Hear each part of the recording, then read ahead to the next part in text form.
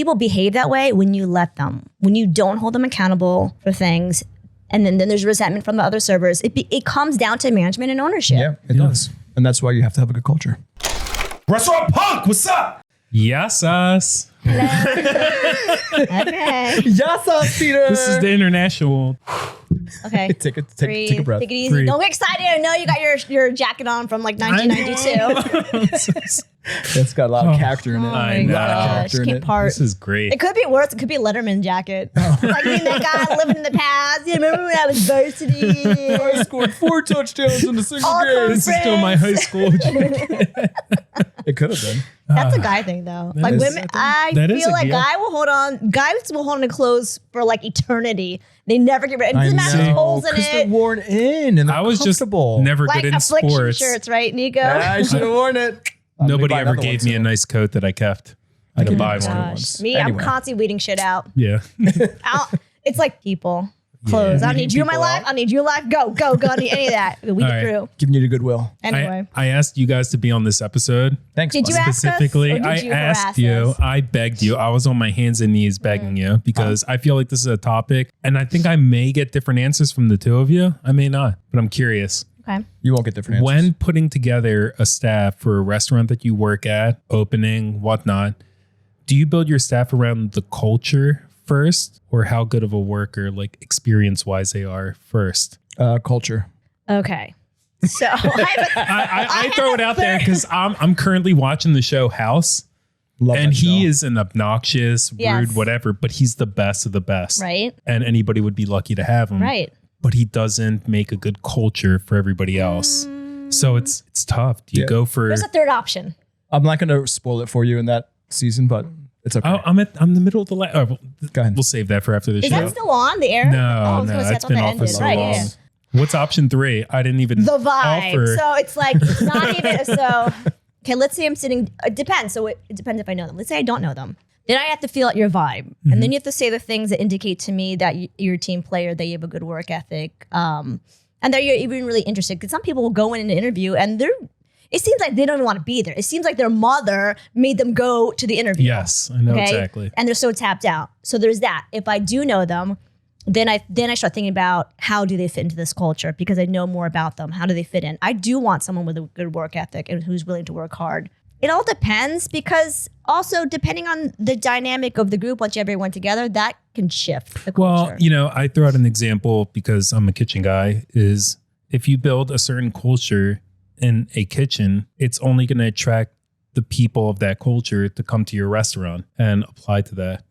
I agree with Or that. if you get somebody that's on the other end of the spectrum and you love they're the total opposite, but they're what you're looking for, they're not going to jive with everybody else. And it drives them away. So it's like, do you have to establish the culture of which you operate first? And sometimes you may have to sacrifice that work ethic because if you bring in that culture and then you bring in a Dr. House into it, he could mess it all up for everybody else. You know how they say it just spreads. Yeah. I mean, I always feel, and this is me speaking, but I think I'm right. You have to establish a good culture. Because you may have the best worker on the face of the planet, but they just totally suck otherwise for everything else. And it's not going to fit your culture anyway. So I've had many. But they get the job done. Yeah, but did they get it done the way they're supposed to? Because if you're trying to establish a culture and they're not doing it the right way, then they're not a good server for, not a good fit is what I'm trying to say. I have fired or have let gone, I should say, many incredible workers that were great that people keep asking, where are they? But it doesn't matter to me because they're not fitting in with the culture of what I'm trying to establish. Correct? Yes, I agree with that. But don't you find that, okay, let's say someone comes into the business as a server, 18, 19. What oftentimes happens? They pick up the bad habits of the people that have been in the industry for a while.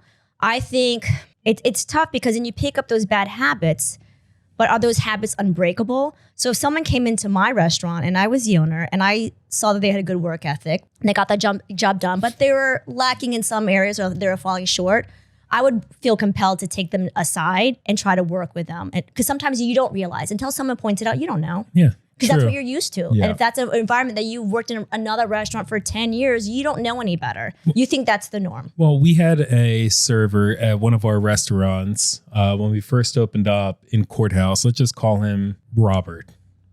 And he was a great great server, but lacked in everything else. Like wouldn't cash out on time, wouldn't do side work, would show up late, would come up early, leave early. It doesn't make him a great server then. Are you holding him accountable? But every table would come in. They loved him. People would ask for him. He made connections with everybody. He ran the room like a rock star. Yeah, but that doesn't mean it's good for business if he's going to piss a lot of other people off for coming in late, not checking out on time. But he didn't have that. He didn't jive with it. But everything that did not have to do with everybody that he worked with worked for him. But it's the strengths. People have strengths and weaknesses, but if your one major strength is only one and everything else is a weakness, that doesn't make you a great server just because you could talk to people. Do you see what I'm saying? I see what you're saying, but I agree with that. But people behave that way when you let them, when you don't hold them accountable for things. And then there's resentment from the other servers. It comes down to management and ownership. Yeah, it does. And that's why you have to have a good culture. It does. But you also have to be a little bit confrontational. You have to address the issue. I find a lot of people are not confrontational. They don't want to deal with it. They'd rather fire you or pretend it's not happening. Oh, yeah, that's the easy way out. Yeah. Now, I think it's fair. Like I've had bar backs that didn't do a good job and I would take them aside and I said, this is what I need and this is why. Sometimes they thought I needed it just because I was being difficult. And I explained to them I needed it because it was making me more efficient and productive. Well, how often did that work? Realistically. It depends. I mean, not all the time, but I've had bar backs where, once I explained the why that I needed something, and that's good. Then they understood and then they hopped on board. It's not me being bossy. I mean, am I being bossy? Yes, but I want something done a certain way because we're all going to make money if I can be highly efficient and productive. I think that as an owner, if you explain to your servers or your cooks or your personnel that this is why I want it this way, I know you don't understand it, but I'm explaining to you why, then they have the mindset of, oh, this is why and it makes sense now. As opposed to saying, just do this. Because I'm the owner, I'm the boss. Just do it. This is what I want. Just do it. Like because it doesn't make any sense. Sometimes it doesn't make sense, some of the requirements. But if you explain, then it makes sense. And then all the employees will be like, oh, okay, that makes sense. And I'll start doing it. Right. Especially if your explanation involves them understanding how A, they could make their jobs and lives easier, or B, that they can make more money. When they see it in that perspective, then all of a sudden, like they see the light, like, oh, okay, it benefits me. If they don't think it benefits them and they're the know-it-all that knows everything, I've been in this industry so long, you don't need to tell me.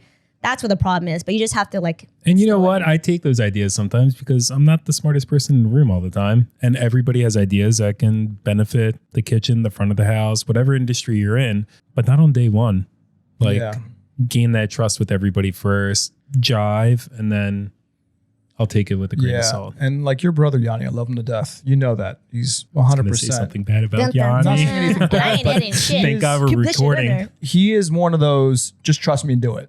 Yeah. Shut the up, trust me, do it. As opposed to, well, it doesn't make sense to me. Why? And then you're not motivated enough or have the ambition to want to do what he's saying because you have no idea why. Yeah. So if he would have explained, because he doesn't like to do that, he's like, I shouldn't have to explain myself. Yes. Classic Yanni line. If I knew and you explained it to me for 2 seconds, then I'm like, oh, okay, it makes total sense now. Yeah. You know, you're more for the gung-ho. I agree. That's one thing he's lacking because there's conversations I've had with him over the years where I didn't agree. But also didn't understand. I understood it at the surface level. And then years later, literally years later, the more we start talking about it, more I realize his method to his madness. I'm like, okay, that makes sense. Why couldn't you just say that? Of course. And then he has a mentality, well, I shouldn't have to. But sometimes if you want people to jump on and be on the same page as you have to explain it. Whether you like it or not. And I know it's irritating because when you are the person with the answers and you feel like you have to keep explaining it, you feel like it's taking time out of other things you could be doing. I know how that feels. I understand that, but you have to find that balance. But I think that the worst thing you can do, if you have employees who think, if I'm interviewing someone and I know you have that know-it-all mentality, I'm not even going to think about hiring you. Because you're going to be that person who knows all the answers and you're not open to hearing what people have to say. So he may be the best worker ever, but it doesn't fit your culture. Yeah, that's an automatic strike for me. Do you guys think the industry that we're in, it definitely has an effect on our decision making, but do you think that's just in our industry? I think that goes for a lot of different things. Yeah. You know, I like to find people, listen, when it comes to the restaurant field, you can teach anybody how to cook. You can teach anybody how to serve with no experience. Listen to another episode. If you're a great leader, I think it's possible. But what I'm saying, there are just untrainable people out there like Robert. Plenty of untrainable people. You know who I'm talking about, right? I'm sure. I am sure. But can you train that Robert to be what you think a great server would be? No, what I'm saying is you can train anybody how to He's not serve. answering. It's about the person and their character that you Yes. can't train. If they don't care, you can't get past it. If You you're never get meeting past it. somebody, interviewing somebody, and they have great character, which it can include work ethic, even though they've never worked in that field, they can learn and you can train them to do endless possibilities. Okay. I believe that. When you have that I know it all mentality, leave me that alone, I've been doing this for 20 years. No, you can't change that mentality. They'll think they're always right. They'll think that, well, back in the day I did it this way and this is how it works. Well, see, this is why can't change I that. do like hiring 18, 19, 20, like senior high school, early college students, because they're moldable. Like they haven't had a lot of things instilled in them on. They're not jaded yet. They're not jaded yet. I feel in today's day and age, Yeah. they're more jaded. But this is interesting because George, right or wrong, flat out told me, I don't like having kids work for me. He gets annoyed because they don't know. They don't have the work ethic yet. It hasn't been developed. That's why you have to cultivate that. Like you have to sit there and work with them. At 18, 19, they're not going to know. But you have to be on top of them because if that's their first job, they're not going to know. But you know what? We've had some great, in a lot of our restaurants, we have the picture of the staff from the original first picture of the staff. And we had 16-year-olds. We had, I won't say last names, but Zach, Gina, Lana, Christian, Ryan, working for us, who work own company Today. executive chef of golf course. When I say own company, I'm not saying, the one person worked for Anthropology, designed shoes, designed clothing, does her own now. The other person opened up her own business, restaurant, farmer's market, chefs. Like these were kids that started with us before they even knew what they wanted to do with their life and molded, grew up, and they're all in that picture. You can name half of them have their own They companies. had no experience. And they had no But experience. they loved the culture and they would do whatever it took because it was But the culture got molded to them because they can't come in and establish. They don't have a culture that they abide by at work. Not yet. It's their first or second job. yeah. It's not possible. But the culture of as the owner's place, the business, having that culture established. But you don't have to hire them based off correct You're that that's you what I'm saying. make. I'm talking. But they were great characters, every single last one. They of were. them. That's true. So they really were. So what's your final answer Culture. on this? Did I not make that You clear? said option C. I never gave an option C. You have A and B. Between I don't know. I would say work ethic because I could always. Wouldn't work ethic fall into culture? No, Then because you have people with good work ethic, but they're also toxic and they don't fit into the culture. That's what I mean. Yeah. yeah, but that's what I'm saying. So There's some people that might not like me because I'm tough. you're super tough and you have great work ethic and everything else, but some that's people you don't would may not still like fit in the that. culture because you personally adapt to this scenario and speak your mind when it's time. Yeah. As opposed to you saying, no, I'm always right. This is Right. how it's supposed to be. La da la da la. Go F yourself. Right. It's different. I'm talking about when we talk about culture, I'm talking about the culture of how the owner's establishing his business, the model. So when you're establishing the culture, it should be culture and then I think it's work ethic because I could always break you and make you fit into the culture. I don't want to give anybody Fire my you. opinion because you both on each side and I'm in the middle. So I'll just, play Switzerland for here and say, I love you guys. And I agree Wow, and okay. disagree with both of you. you Okay, coward. Switzerland. All right. Do you want me to tell you? Yeah. I go with culture. Yeah, baby. You know why? Because when I opened up YB, who did I hire? Emily, Tom Falla, All great characters. so Zach far. Zeitler, Great characters. Louis Ginsburg. You said you were going to do last names. That's not his I real didn't last name. Sorry. But that was the culture, and I knew everybody, and I knew they would jive, and I knew they would work well, and it did. And I feel like it had a really great culture. Everybody respected one another.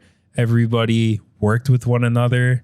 And I think at some point, everybody started helping one another, and it was great. Yeah. And I loved it. And nobody was like the top of their game. We were just all servers and cooks. Tom wasn't a chef anywhere or anything. I came back from Philly as a chef from Philly, opened up a business, and I wanted a specific culture in there. Yeah. And I surrounded Smooth myself on environment. that, and I loved it. Yeah, it's good if it works. Happy employees, happy customers, man. Happy. Absolutely. Happy me. Yeah, right? Yeah. So, All right. but no, I like Culture this stuff. It wins. was fun. Sorry, Liz. Okay, in this episode. But I do love you guys both. You always win. All right. Thanks, guys. Thank you All right, very thanks. much. Peace. Catch you next time. Bye. Is that your Joe Cool jacket? What you got? What do you want?